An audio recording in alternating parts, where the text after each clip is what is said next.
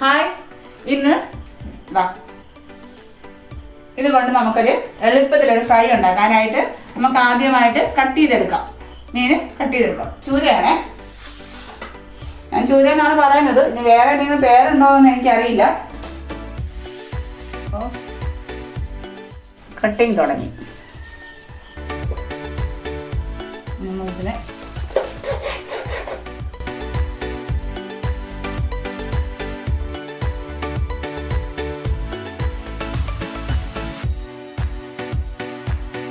ഞാൻ എല്ലാ മീനും തൊലി വെച്ചാണ് എടുക്കാറ്. നിങ്ങൾക്ക് തൊലിയിരിക്കണ്ടെങ്കിൽ നിങ്ങൾ തൊലി ഇരിക്കണ്ട.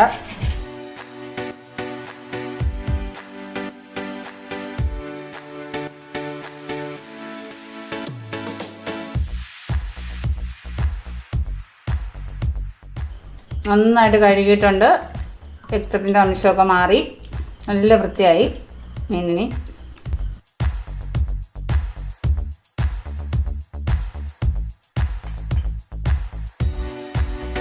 നമുക്ക്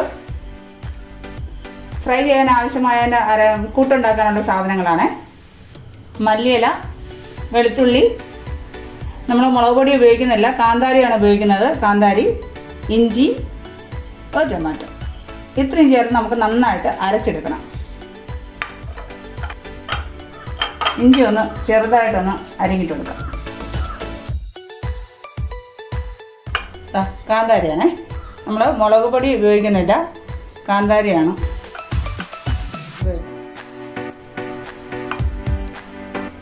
വെളുത്തുള്ളി ഇട്ടു,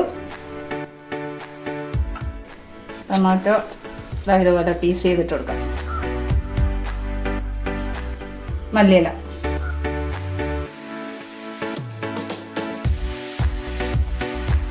കുരുമുളക് പൊടി കുറച്ച്, മഞ്ഞൾപ്പൊടി കുറച്ച്, ഉപ്പ് പാകത്തിന്,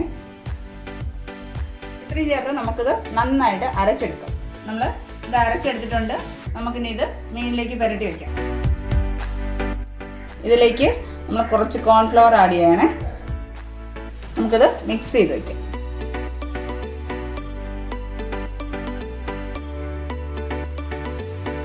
നമ്മളിതിൽ മുളക് പൊടി ഒന്നും ചേർത്തിട്ടില്ല. അതിന് പകരം നമ്മൾ കാന്താരിയാണ് ചേർത്തിരിക്കുന്നത്. നല്ല എരിവായിരിക്കും. മീൻ നമ്മൾ പുരട്ടി വെച്ചിട്ടുണ്ട്. നമുക്കിതൊരു അരമണിക്കൂർ മാറ്റി വയ്ക്കാം. എങ്കിൽ മസാലയെല്ലാം ഇത് നന്നായിട്ട് പിടിക്കണം. നമുക്ക് മാറ്റി വയ്ക്കാം. നമ്മൾ മസാല പുരട്ടി വെച്ചിട്ട് അരമണിക്കൂറായി. നമുക്കിത് ഫ്രൈ ചെയ്തെടുക്കാം. നമ്മൾ ഈ പാത്രത്തിലാണ് നമ്മൾ ഫ്രൈ ചെയ്യാൻ പോകുന്നത്. ഇത് നമുക്ക് വേറൊരു പാത്രത്തിലേക്ക് മാറ്റാം.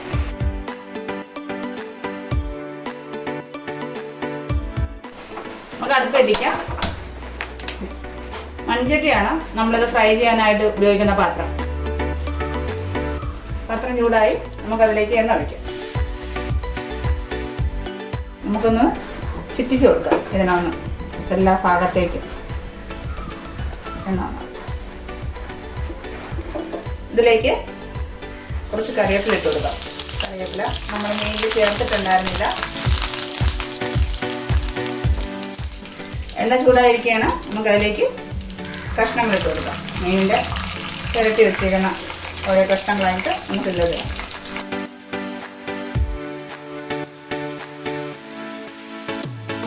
ചെറിയ രീതിയിൽ വേണം ഇത് ഫ്രൈ ചെയ്തെടുക്കാനായിട്ട്. ഒരു സൈഡ് റെഡി ആയിട്ടുണ്ട്. നമുക്കിതിനെ തിരിച്ചിട്ട് കൊടുക്കാം.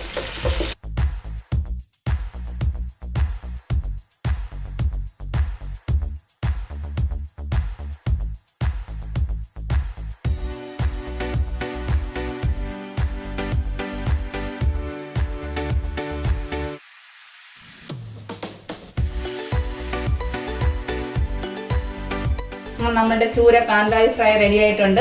നമുക്ക് ഓഫ് ചെയ്യാം. തീ ഓഫ് ചെയ്യാം.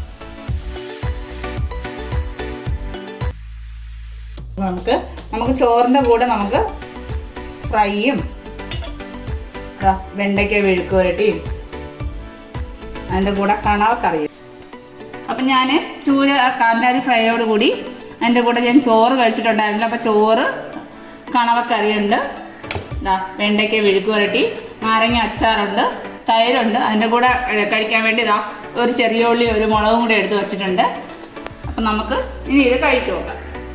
അപ്പം കഴിക്കാനായിട്ട് ഇനി ഞാൻ കഴിക്കാൻ എടുത്തപ്പം എൻ്റെ സഹോദരൻ്റെ മോൻ വന്നിട്ടുണ്ട്. അപ്പോൾ അവനാണ് ടേസ്റ്റ് ചെയ്യാൻ പോകുന്നത്. നോക്കാം, നന്നായി പിച്ച് കഴിച്ചു നോക്കും. അടിപൊളി. ചെറിയ എരിവൊക്കെ ഉണ്ട്. ഉണ്ടോ? എരിവുണ്ടോ? കുറച്ച് ചോറും കൂടി ഒരു വാ ചോറ് കൂടി കണ കഴിക്കുമല്ലോ. ചോറും പൊരിച്ച മീനും എല്ലാം കൂടി വെച്ച് ഒരു വാ കഴിച്ചിട്ട് ടേസ്റ്റ് പറയണം കേട്ടോ.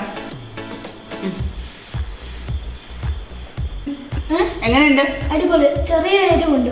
എരിവുണ്ട്. അവന് എരി നല്ല ഇഷ്ടമാണ്, അതുകൊണ്ടാണ് അവൻ ചെറിയ എരി പറഞ്ഞത്. നല്ല കാന്താരിയുടെ എരിവുണ്ട്.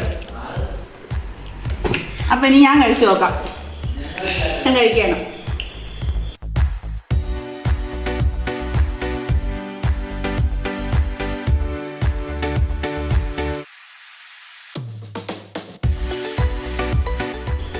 എരിവുണ്ട്, നല്ല പുളിയുണ്ട്. നമ്മുടെ ടൊമാറ്റോ ചേർത്തതിൻ്റെ ആ പുളിപ്പുണ്ട്. കൊള്ളാം, ഒരു വെറൈറ്റി ടേസ്റ്റാണ്.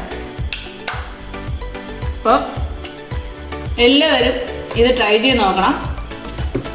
അമ്മായിയുടെ വീഡിയോ ഇഷ്ടപ്പെട്ട ലൈക്ക് ചെയ്യുക, ഷെയർ ചെയ്യുക ആൻഡ് സബ്സ്ക്രൈബ് ചെയ്യുക. Bye bye.